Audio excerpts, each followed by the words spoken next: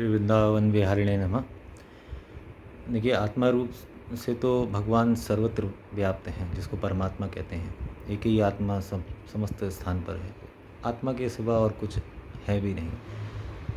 श्रीमद् भागवत के एकादश स्कंद में भगवान उद्धव जी को उपदेश देते हैं कि आत्मा एक ही है, एक से दूर भी नहीं है। समस्त जगह केवल आत्मा ही आत्मा व्याप्त है। मेरी आत्मा जो है वो एक शब्द व्यापार है, यानी मेरे इस स्थूल शरीर और सूक्ष्म शरीर के जो सिस्टम में जो आत्मा आ गई का मतलब आत्मा तो एक ही है, वो हर जगह व्याप्त है। मेरे स्थूल और सूक्ष्म शरीर के भी कण कण में ऐसा कोई कण ही नहीं है, ऐसा कोई सूक्ष्मतर या सूक्ष्मतम अवकाश भी नहीं है, ऐसा कोई स्थान ही नहीं है जहाँ आत्मा नहीं है।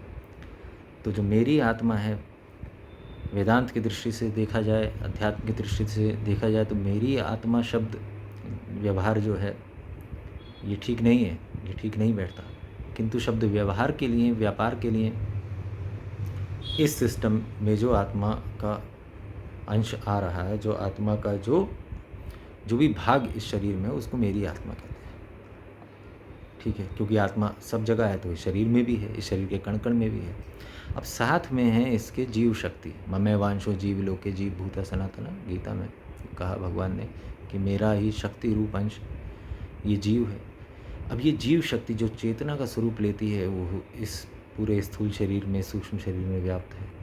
यानी ये आत्मा और जो जीव शक्ति है, इस शरीर के सिस्टम की, जो तंत्र की जहाँ तक बात है, ये दोनों मैश्ड अप, यानी दोनों सम्मिलित रूप से रहती हैं।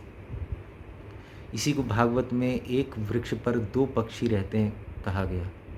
एक तो जीव शक्ति और आत्मा जो सर्वव्यापी आत्मा है वो है। जब हमारा मृत्यु होती, देहांत होता है, तो आत्मा कहीं नहीं जाती। आत्मा तो सर्वव्याप्त है पहले ही से। ऐसा कोई समय ही नहीं है, ऐसा कोई काल ही नहीं है, ऐसा कोई स्थान, ऐसा कोई देश, ऐसा कोई अवकाश ही नहीं है जहाँ आत्मा नहीं थी, ना है, ना होगी। वही परमात्मा है जो सब जगह व्याप्त है। जब देहांत होता है तो सूक्ष्म शरीर जीव शक्ति के साथ स्फुरन रूप से अन्य शरीर, अन्य लोक, अन्य देश को प्राप्त होता है। आत्मा का उसमें कोई भी कार्य नहीं है। ये सिर्फ शब्द व्यवहार में, चूंकि गलत है, शब्द व्यवहार में मान लिया जाता है, करते हैं। तो अब ये बात स्पष्ट हो गई कि दो पक्षी जो हैं वो एक तो जीव है और एक आत्मा है, जिसको सम्मिलित रूप से जीवात्मा कहते हैं। अब मैं आपको श्री आदि निम्बार्काचार्य द्वारा रचित वेदांत दश श्लोकी के पहले श्लोक की ओर ले जाना चाहूँगा, जिसमें श्री निम्बार्क भगवान कहते हैं, अणु ही जीवम प्रतिदेह भिन्नम ज्ञातिर्तुवंतम यदनंतमाम। अणु ही जीवम कहा, परमाणु नहीं कहा। देखिए, परमाणु किसे कहते हैं? एटम को। और अणु किसे कहते हैं? मॉलिक्यूल को। मॉलिक्यूल बनता है दो एटम से, दो एटमों के द्वय से, उनके सम्मिलन से। तो हमारा जो स्वरूप है, जीव का जो स्वरूप है, वो परमाणु नहीं कहा, केवल आत्मा है नहीं कहा, केवल जीव है ऐसा नहीं कहा, उसको अणु कहा है। और हम ज्ञान स्वरूप ही हैं। ज्ञान स्वरूपम हरेर्धीनम शरीर संयोग वियोग योग्यम। हम शरीर संयोग और वियोग के योग्य हैं, हरि के अधीन हैं, यानी हरि के दास हैं, क्योंकि अंश सदैव अंशी का दास होता है। ज्ञान स्वरूप है क्योंकि आत्मा ज्ञान स्वरूप है, और जो जीव शक्ति है, जो भगवान का अंश है, वो तो ज्ञान स्वरूप है ही है, क्योंकि सच्चिदानंद घन सर्वांतरयामी सर्वज्ञान निधि का अंश है। हरेर्धीनम स्वरूप वही है, लेकिन अंशी होने के कारण ये लघु है, यानी अणु है, और वो विभु है। हरेर्धीनम इसलिए इसके अधीन है, स्वरूप वही है। हरेर्धीनम शरीर संयोग वियोग योग्यम।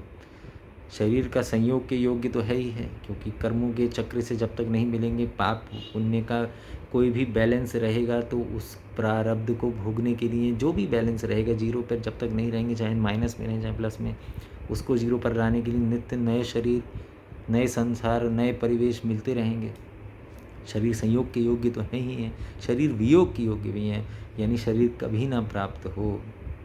जन्म मरण के चक्र से सर्वथा मुक्ति, सर्वथा मोक्ष, सर्व दुख सुख से मुक्ति, ये शरीर वियोग के योग्य भी है। हमें कभी शरीर न प्राप्त हुई, इस वियोग के योग्य भी, यानी मोक्ष प्राप्त करने के अधिकारी भी हैं। ये भी निम्बार्काचार्य कह रहे हैं। क्या श्लोक है पहला वेदांत श्लोकी का?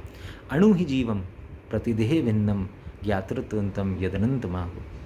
अनंत हैं और प्रतिदेह में भिन्न भिन्न हैं। अणु स्वरूप है, परमाणु स्वरूप नहीं है। ये जो जीव आत्मा द्वय है, जिसको मिला करके जीवात्मा का ही एक मॉलिक्यूल है, अणु है, परमाणु नहीं है। ये प्रथम श्लोक है, बड़ा ही गहरा, इसमें क्वांटम मैकेनिक्स भी है, क्वांटम फिजिक्स भी है। और वैसे निम्बार्काचार्य की वेदांत 10 श्लोकी है, पूरे वेदांत का इसको निचोड़ कहा जाता है 10 श्लोक को। उसका मैं लिंक जो है वो डिस्क्रिप्शन में दे दूंगा। वेदांत 10 श्लोकी पर एक वीडियो पहले बनाया हुआ है, लेकिन आज बस ऐसे ही मन किया था आपसे बताने का कि हमारा जो स्वरूप है वो मॉलिक्यूलर है, वो एटॉमिक नहीं है। जय जय श्री राधे। आपका दिन शुभ हो।